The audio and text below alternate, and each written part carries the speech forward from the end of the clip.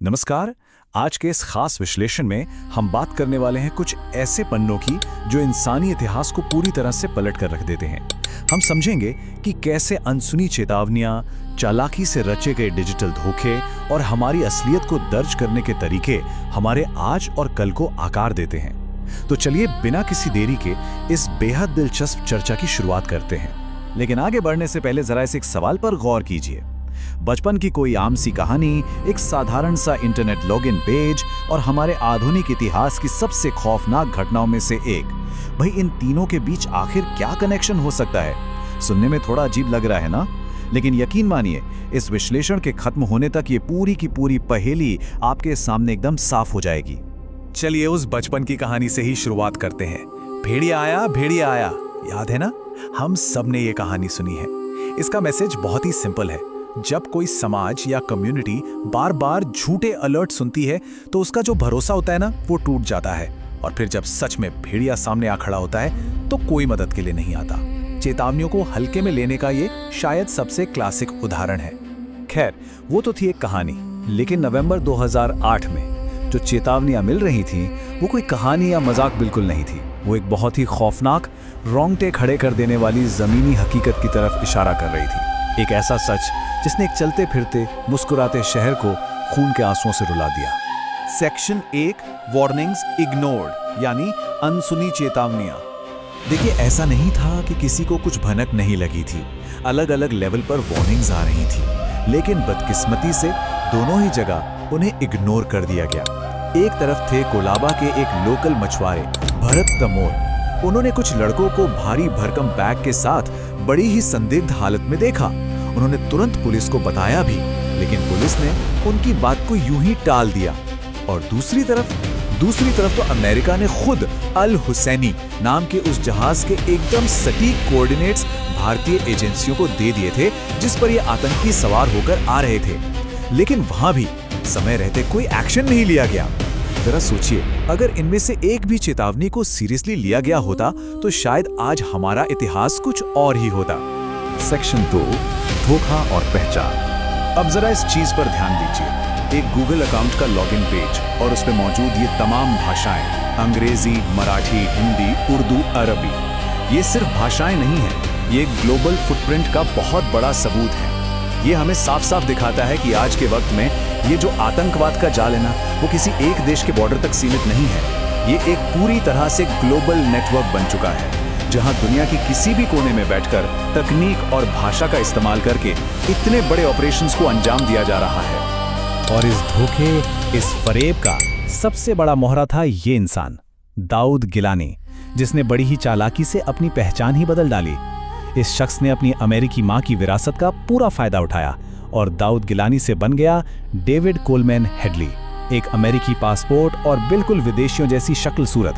बस इसी का फायदा उठाकर उसने मुंबई में एक वीजा कंसल्टेंसी खोल ली और अपनी इसी नई नकली पहचान के पीछे छुपकर उसने बिना किसी को शक हुए कई बार मुंबई आकर ताज होटल और बाकी तमाम जगहों की एक एक चीज की बारीकी से रेकी की।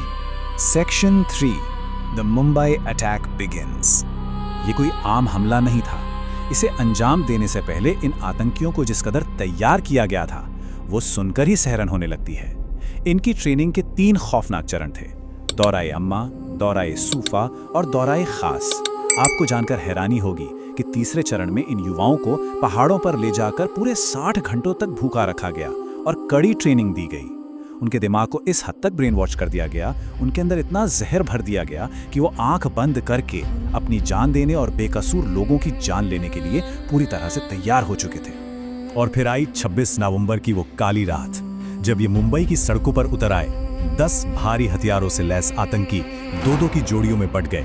उनका टारगेट एकदम फिक्स था, शहर की सबसे मशहूर और भीड़ वाली जगह है, वो भी एक साथ।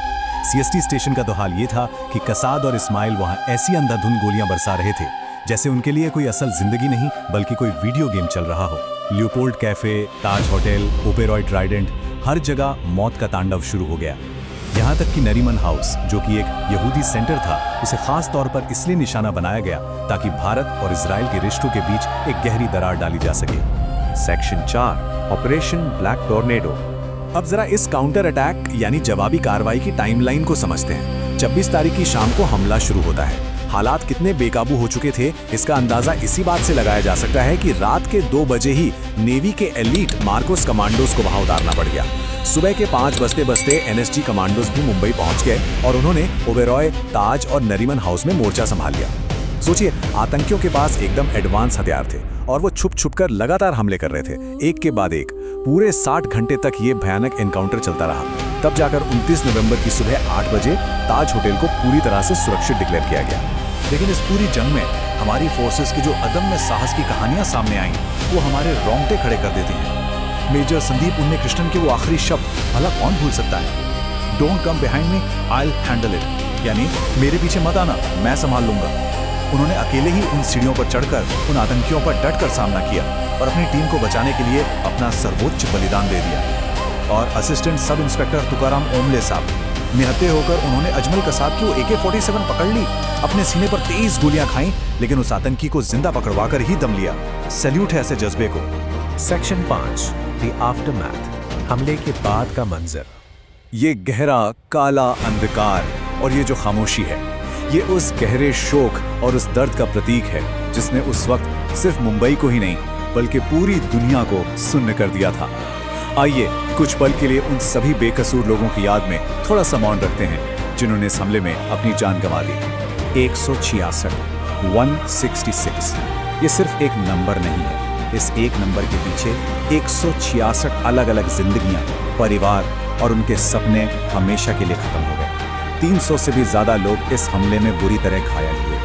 इस पूरी घटना ने न सिर्फ हमारे देश की सुरक्षा व्यवस्था को झकझोर कर रख दिया, बल्कि इसके बाद बहुत बड़े बड़े राजनीतिक बदलाव भी हुए। कई मंत्रियों को अपना इस्तीफा सौंपना पड़ा और सबसे अहम बात, इसी घटना के बाद देश में आतंकवाद से निपटने के लिए नेशनल इन्वेस्टिगेशन एजेंसी यानी NIA का गठन किया गया। सेक्शन 6, इतिहास दर्ज करना।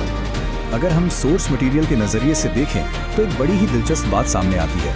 हम इंसानों की हमेशा से ये फितरत रही है कि जो भी पल हमारे लिए बहुत मायने रखते हैं, हम उन्हें किसी न किसी तरह दर्ज जरूर करते हैं, फिर चाहे वो पल बहुत बड़ी खुशी के हों या किसी बहुत गहरे सदमे के।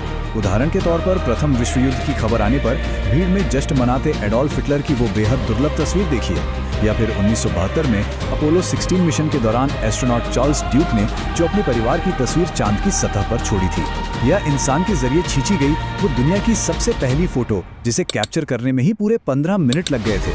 बात चाहे इंसान की किसी शानदार वैज्ञानिक जीत की हो या फिर मुंबई जैसे किसी बहुत गहरे मानवीय घाव की, हर बड़ी घटना समय के पन्नों पर दर्ज हो ही जाती है। और यही सब देखकर दिमाग में एक बहुत ही गहरा सवाल उठता है, चाहे वो चांद पर खींची गई वो पहली तस्वीर हो जो हमारी काबिलियत का सबूत है, या फिर मुंबई के वो दर्दनाक जख्म जो चेतावनियों को हल्के में लेने का नतीजा थे। हमारे आज के फैसले, हमारी आज की ये हकीकत कल के इतिहास में कैसे याद रखी जाएगी? क्या हम वाकई अपने इतिहास से कुछ सबक लेते हैं, या फिर हम सिर्फ इन घटनाओं को किताबों और तस्वीरों में दर्ज करके भूल जाते हैं? आप खुद सोचिएगा इस बारे में। तो बस इसी विचार के साथ हमारे इस खास विश्लेषण को हम यहीं विराम देते हैं।